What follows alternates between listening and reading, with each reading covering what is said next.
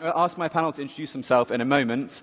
Unfortunately, Dan Held cannot be here this morning. He has a problem with his foot, so we wish him all a solid recovery. I'm a journalist, Bitcoin content creator, and I'm very obsessed with the space, as are these two fine gentlemen. And to give you a sense of what I do, I currently have a travel ban from the United States and from Cuba. The second thing is that I was recently paid back $100 by Brian Armstrong, the CEO of Coinbase, over Lightning, no less. So that's been a big achievement during the bear market. And the third thing is I got a Guardian website page to say the words, Craig Wright is a dickhead. Oh, thank you. So it's been a weird bear market. Jimmy Song, prolific writer, Bitcoin core developer. Jimmy, how are you doing today? I am great. Glad to be here. First time at this particular conference because I missed it last year. Glad to be here. I actually expected way fewer people. So, you know, kudos to you. Give yourselves a round of applause for waking up early. Thank you.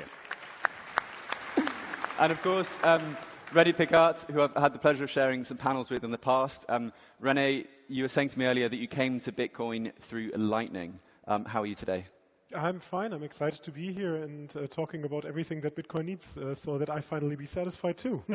Finally, great. We'll make sure the German is finally satisfied. Fantastic. Can I get a show of hands first? Who here likes Bitcoin? Just raise your hand. OK, that's pretty good. Who here thinks Bitcoin is good enough? Maybe a third of the room's hands went up. Rene's stayed down. This is a good start. And Jimmy's went up. So that's what we're working with today here, panel. The room loves Bitcoin, but it's maybe not enough. So can I just ask the panel's question? When will Bitcoin be good enough for you? Please, Rene. So for me personally, Bitcoin will be good enough when I have the feeling that everybody in the world can easily use it as peer-to-peer money for payments. And I think there's still some way to go. Sure. But we can do that already. You know, just download Wallet of Satoshi, use a custodial Lightning wallet, away you go. Yeah, you can use PayPal too.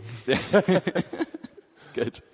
And I mean, I'm going to start with Jimmy here, given that you're the most OG, well, probably one of the most OG in the room. You know, you stumbled into Bitcoin in 2011, but you started coding it in 2013.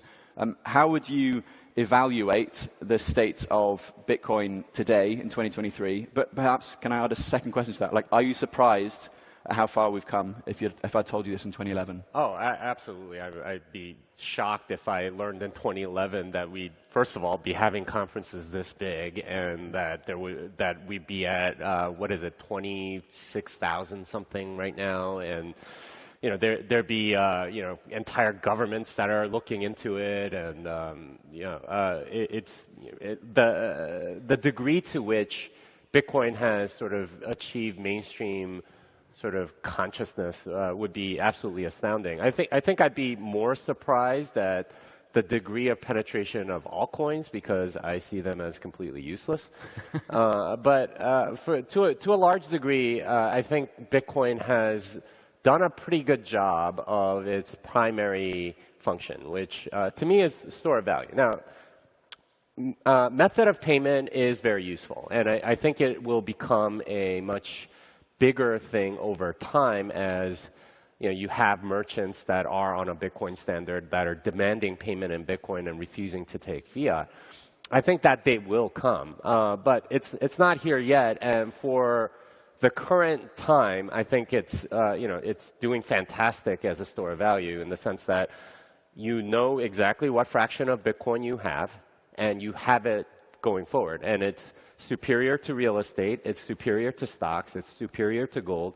And those are really the only stores of value that are reasonable for most people to get into. So in that respect, I think Bitcoin is good enough for me. I think going forward, I agree with Rene that you do need better sort of like peer-to-peer transactions as you get more of that merchant demand and peer-to-peer demand. And certainly, I think Lightning is headed there. I don't know if it's there yet, and I'm sure you'll have some things to say about why it's not quite there and what needs to happen. But for me, it works, and we'll see if it's good enough in terms of privacy and stuff like that. But it's good enough at the moment. Yeah, no, we'll come to the privacy element. But yeah, no, you prompted Rene, and I saw you about to, let loose about Lightning, so go for it. Well, I would address the store of value narrative first, right? I think for you that's true, because you're a highly technical, sophisticated person. Most people I talk to keep their Bitcoin on exchanges, which opens the door for fractional reserve Bitcoin, right? So I am not sure how many Bitcoins are actually in circulation or what people believe are in circulation, right? So this obviously mitigates the store of value problem. So I think we need to do a better job in educating people to store their own coins, to keep their own coins, and really take self-custody of it. Because, I mean, this is what Bitcoin is about, right? It's not about, hey, give somebody else the Bitcoins and have me have a claim to them. Right, and I think it's really important that we keep that in mind, yes. A really important point, and especially in light of what we learned yesterday about FTX, trying to suppress the price of Bitcoin, below the 20K mark with that custodied Bitcoin. Yeah. And we're seeing that is kind of going up because the number of coins on exchanges continues to go down. The more, a lot of the coins are actually being self-custodied. And honestly, I don't know if it's necessarily about education. I think a lot of people are capable of self-custody. I mean, if you've used a cold wallet, it's not that hard. The problem that people have and the mentality shift that people need to make is towards having the courage to self-custody. Most people are very used to having things taken care of for them. So, for example, they like having safeguards and safety nets of some kind and being able to claw it back or going to court or something like that. But with Bitcoin, if you lose it, you lose it. And that's a very scary proposition for a lot of people. They're not used to that level of responsibility, frankly. But this is something that I think has to change culturally more than it does sort of from a technical perspective of, oh, you need to go and learn how to, write down 12 words somewhere and, store it and do things like that. I think the technical education isn't, like there are tons of YouTube videos. A lot of educators in the space have done a great job with that. I don't think that's necessarily the biggest problem. It's really more about getting used to self-custody. Yeah. So I had friends losing money on FTX, and they were very critical of Bitcoin. And in my university, they talked to me, and they were like, hey, you make a convincing case. And I was like, yeah, but don't trust me, verify. So they went out, watched these YouTube videos, and ended up in FTX. Yeah. I mean, even if you do just type in cursorily, Bitcoin into YouTube, you will be hit by a load of open-mouthed people pointing at a graph going up to the right. It doesn't land on BTC Sessions or, Julian Figuera or any of the wonderful Bitcoin educators that we do have in this space. But you just said the word culturally there, Jimmy. When you say culturally, do you mean Bitcoin culture or do you mean general, mainstream culture? I would say mainstream culture, because mainstream culture is very much into not being necessarily self-sovereign, but like sort of relying on safety nets provided by some sort of custody or trust solution. And that's really the problem. It used to be that stocks used to be bearer instruments. Bonds used to be bearer instruments. They're no longer. They're registered instruments now. There's some central ledger that somebody keeps like a list of who owns what. And that's how everything's worked for a while. And people just aren't used to keeping anything secure anymore. So, you have sort of backups to all of that stuff. So that's not something people are used to doing. Most people are not comfortable keeping the equivalent of a 400-ounce gold bar in their house. But that's something that we need to get to if you want to avoid a trusted third party. Yeah, big time. I mean, what do you do with these friends now, Rene, that were on FTX? Is that it? Are you waiting until the next cycle when Bitcoin hits whatever thousands in order to try to orange pill them again? Well, it's not so much about orange pilling them. I mean, they were asking me about my work, and I was trying to explain to them that there's a reasonable case for Bitcoin. And I even told them to self-custody their coins. So yeah, I mean, I feel bad for them. But the question is, how much responsibility do we have by not even, I mean, there's so many people saying, not your keys, not your coins, keep your Bitcoins. But still, obviously, there's so much misinformation out that people end up at wrong places, and it's really bad. Yeah, big time. Yeah, that really comes from the altcoin market, I think. And You know, a lot of them are associated with exchanges like FTX and Binance and, you know, many others. But this is where I think altcoins have severely hurt Bitcoin, because you have these narratives that are getting very confused. You know, I was debating with some people like a year ago in Argentina about, you know, like not your keys, not your coins is something that we all say. You won't hear that very often from altcoiners, because that's not their thing.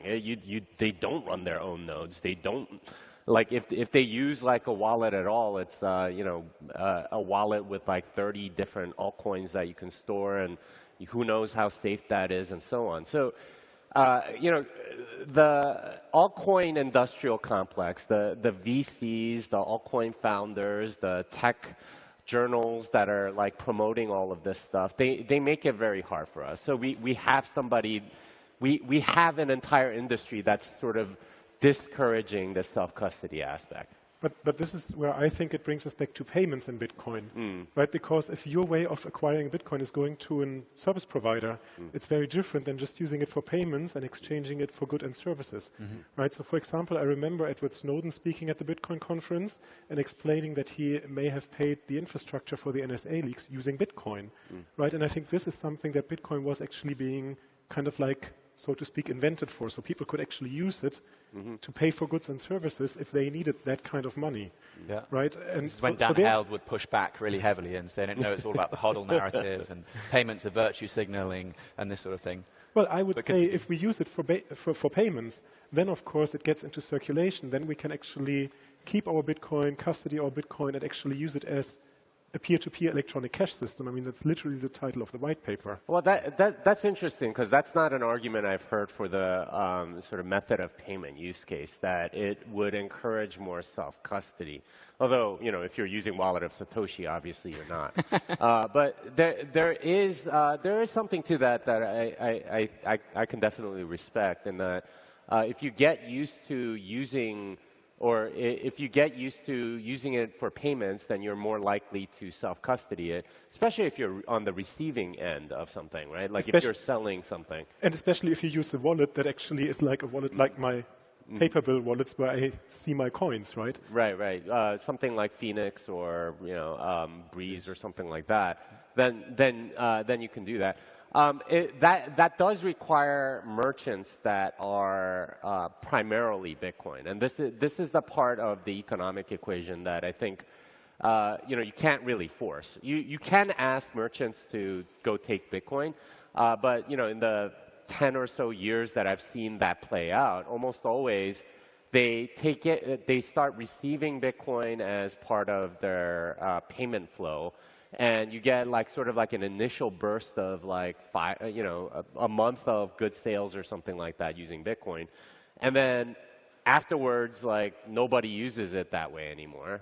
And you know, the few Bitcoin orders that they get, they sell immediately, and it ends up being sort of like sell pressure.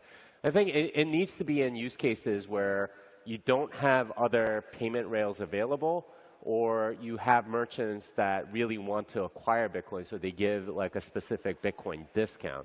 And you know, those services do exist, but you really need people that are convinced of Bitcoin selling their goods and services for Bitcoin, rather than fiat people that are just sort of using it as another rail or to get more business from Bitcoiners who end up just selling the Bitcoin anyway. I don't think that really works. You sure? From what I've seen of the merchant adoption route is that, yes, you will get a few people that are like, yeah, why not, I'll accept it. And that's their way of sort of slowly learning about it and slowly learning about these things Rene is speaking about, the self-sovereignty.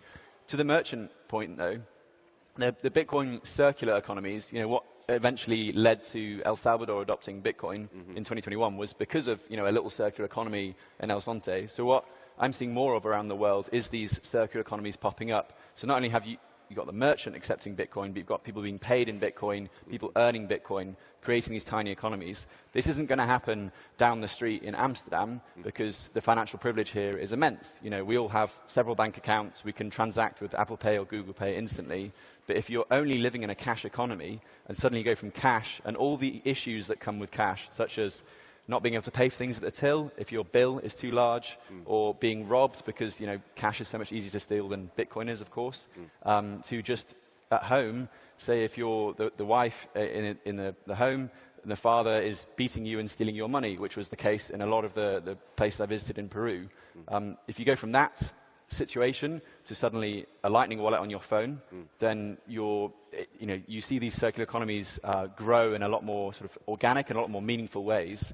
However, the thing that I found really interesting is that a lot of these circular economies use custodial Lightning wallets.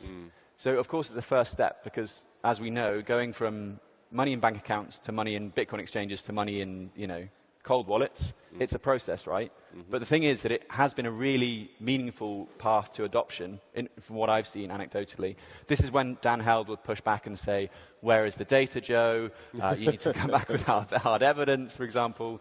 But I can take that role. I mean, if you read the current report by River, I think they are the Lightning service provider for Chivo Wallet. Yes, they are. And they estimate how many Bitcoin payments they facilitated, or they actually state the numbers. And if you compare this to the population of El Salvador and the time frame, then we're going back to what you just said. Nobody's using Bitcoin for payments yet.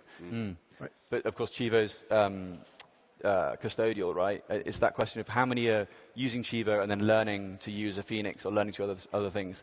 But then the other question is that we are talking about Lightning. Does Lightning really need to be custodial, or do we see it as a commercial banking layer on top of this wonderful, sovereign layer? Well, so let me back up a little bit. The custodial question is a very interesting one because, obviously something like Wallet of Satoshi or leaving it on FTX or Binance or something like that, bad. Like unequivocally, that's you should self-custody if possible. But wait, why is Wallet of Satoshi, a Lightning wallet, as bad as FTX? Well, I mean, just like trusting somebody that you've never seen, just sort of like doing that, I think is not natural. Like, it's sort of setting yourself up for failure because you can get rugged at any moment. But something like Bitcoin Beach Wallet, I'm not so sure because in a sense, if you have something like Bitcoin Beach Wallet where you know the person, and you're face to face with them, and they live down the street or something. That level of trust, I think, is okay. And if you're in a small community in Peru and it's a custodial wallet based on the local sort of Bitcoin Lightning guru that's in your neighborhood, I think that's actually fine. And that's how humans have lived for a very long time, is trusting people based on your relationship with them and knowing their reputation within your village and so on. It's when you get to sort of like this faceless corporation that you've never, it's just sort of trusted by convention or trusted because they have some regulatory approval or something like that, where you get into a lot of trouble. Yeah. In a sense, like I know I do this for my relatives, right? Like my parents don't want to, like they're very scared of self-custody and stuff like that. My in-laws, my children, I'm their bank, right? Like, and that's okay because in a sense, I have a trust relationship with them, and that's normal. I'm sure many of you have that as well, where you're like custodying coins for your relatives. I don't think that's necessarily bad. Should we ask the audience, see how many people in here hold Bitcoin for somebody else, someone they love? Yeah, it's a decent number. Yeah. I mean, that's also a pain point, though, right? That is something that must be solved. That clearly shows that Bitcoin is not good enough for everyone because we are looking after everyone else's Bitcoin. Well, so I think we need specific software to specifically take care of that use case because there are enough people that have this ability. And if you want to like give them an app where you're actually holding the Bitcoin, but you can like send it to them, get them used to custodying on their Lightning wallets or something like that. So some sort of like Bitcoin Beach wallet, but for your family. I think that would be fine, right? Like call home to the Lightning server that's in your house or something. I don't think that's a bad thing. And if that teaches them maybe a little bit more of the custody side and what that entails, I don't see why that wouldn't be bad. That would be bad, yeah. I agree. It's a step in the right direction. Yeah, it's a tool ultimately, right? And when you see people going from being completely unbanked to using a Bitcoin Beach is now Blink wallet, by the way. Andrew will kill me if I don't call it Blink. So it's definitely Blink wallet. If you see someone going from that to the Blink wallet, you suddenly realize, oh my God, they are now banked. And what does that mean for them in terms of their safety, privacy as well, in terms of thinking about their future a bit differently? The second and third order consequences of going from cash to custodial Lightning are really hard to fathom. Going from cash to non-custodial Lightning, I mean, that's a wonderful step, right? And we kind of need that because people aren't used to it. But it's also difficult. I mean, if you consider how big Bitcoin blocks are, right, there's only a certain amount of space to open payment channels on the Lightning Network, so it's actually very hard to onboard everybody. Nowadays, we see people using block space for non-financial transactions. So it's actually really strange because you wonder, what is Bitcoin actually, right? I mean, it's an append-only database that is permissionless, so everybody's allowed to stuff whatever information they want to stuff in, right? So it makes you wonder, is it actually money, right? I mean, it has a native token inside that allows you to store something inside because that's what you used to pay the miners for. So yeah, it's really strange. It is strange, but I mean, all those like non-monetary use cases, I think eventually lose out to the monetary use case. And we've seen this with something like ordinals where, most of them have like crashed some 90%. The activity on chain is minimal at this point.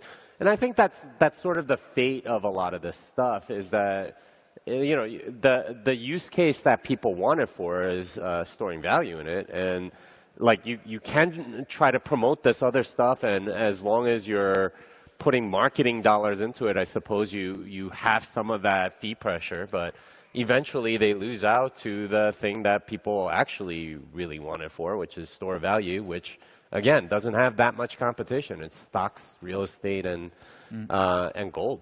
Yeah, no, big time. And we're just coming up to the last few minutes, Rene, and I know you touched on Sam Wooter's amazing Lightning report. It was unbelievably bullish, and you're the guy that has written the best critiques of Lightning that I've seen in the past couple of years. What's sort of most concerning to you in the Lightning Network space? We've been quite positive so far, so I want to really dig deeper. Well, so there's later going to be a panel where we dig a little bit deeper into Lightning criticism. But I think liquidity management and the problem of onboarding everybody into the Lightning Network is really hard. There's some recent developments with governance proposals where I have the feeling, well, there might be a solution to that. Routing, obviously, is what I'm working on is extremely hard.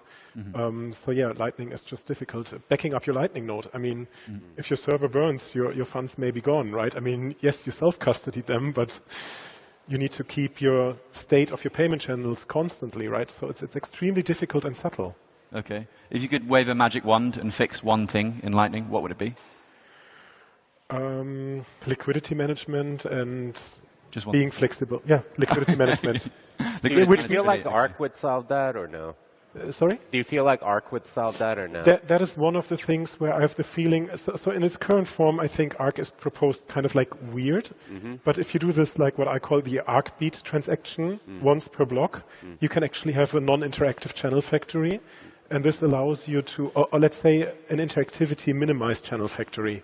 So there is a certain chance that, like, this made me actually a little bit more confident that we might be able to solve these problems. But hey, it requires a Bitcoin soft fork, right? And Bitcoin obviously never changes.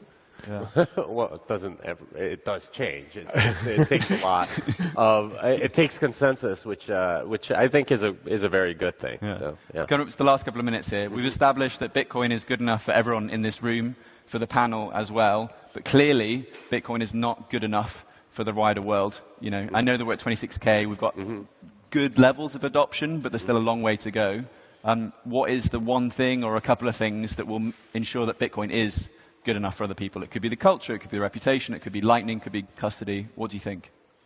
I'm going to say time. And that's always been the thing with Bitcoin is that when I was 2 years old, I mean, like, no one believed in it, really. And, it was this new thing, and we didn't know that it didn't have this history that it does now. We're coming up on the 15th anniversary of the white paper later this month. That's crazy. 15 years of history on this thing. And as you have more time, like 5 years from now, we're going to hit the 20th anniversary. We'll have gone through a couple of halvings by then. You know, once you have that kind of history, people will naturally look into it more and see that there is something here rather than, you know, some passing fad. So I think that's what we need. Awesome. Rene? For me, it's the user experience. I think we still need to improve on the user experience of Bitcoin, Bitcoin software, allowing people to self-sovereign use the software as peer-to-peer money. Fantastic. Okay, we've got an extra 30 seconds of panel, so I guess I'll share my opinion of what I think we should change. For me, it's definitely about sort of Bitcoin marketing and reputation. We're still a bit too weird for the wider public. We're still a bit too, and we suffer from the likes of SBF dragging our name through the mud, and that's, you know, people think the CEO of Bitcoin is currently on trial in the US right now. That's genuinely what most people think. That's what my parents still ask me. And, you know, I talk about Bitcoin the whole time to them. So clearly shows just how big of a marketing problem we have. That was a really great way to start the day. Thank you so much, gentlemen. Please have a round of applause for the panel today. When will Bitcoin be good enough for you? Rene Pickhardt and Jimmy Song. Thank you so much, everyone. Thank you, Miami, for the last 3 years in this amazing city. The whole world shut down. But Miami welcomed us with open arms. We want to show Bitcoin to the whole world. We are taking the conference on the road to set the stage for Bitcoin in a new city.